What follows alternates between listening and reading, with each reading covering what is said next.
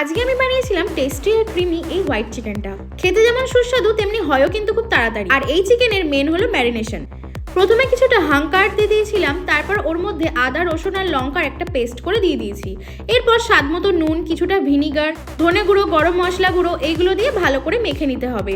ভিনিগারের বদলে কিন্তু তোমরা লেবুর রসও ব্যবহার করতে পারো। যত বেশিক্ষণ ম্যারিনেট করে রাখবে ততই কিন্তু হবে টেস্টি। আমি ওভারনাইট ম্যারিনেট করে রেখেছিলাম।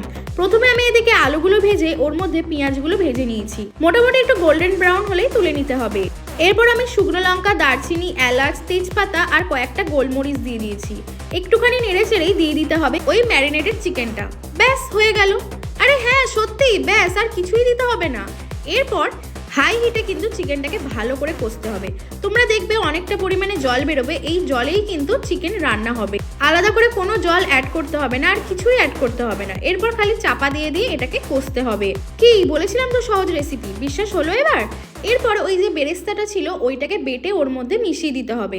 মোটামুটি চিকেনটা যখন 70 to 80% কুক হয়ে যাবে সেই পর্যায়ে এই বেরেস্তা বাটাটা ওর মধ্যে অ্যাড করে দিয়ে ভালো করে নেড়েচেড়ে ওর সাথে মিশিয়ে নিতে হবে। এইভাবে চিকেনটাকে যদি তোমরা ওভারনাইট ম্যারিনেট করে রাখতে পারো তাহলে কিন্তু খুব তাড়াতাড়ি দেখবে চিকেনটা রান্না হয়ে গেছে। ওভারনাইট ম্যারিনেট যদি পসিবল না হয় অ্যাটলিস্ট 2 ঘন্টার জন্য এটাকে ম্যারিনেট করে রাখবে। যেহেতু এর মধ্যে দই দেয়া আছে সেহেতু দেখবে চিকেনটার মধ্যে একটা ক্রিমি রিচ টেক্সচার দেবে।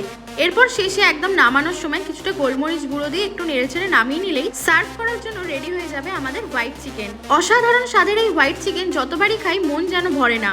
তোমরা কিন্তু অবশ্যই ট্রাই করো, আর এরকম নতুন নতুন সহজ রেসিপি জানার জন্য আমার পেজটাকে ফলো করতে ভুলো না।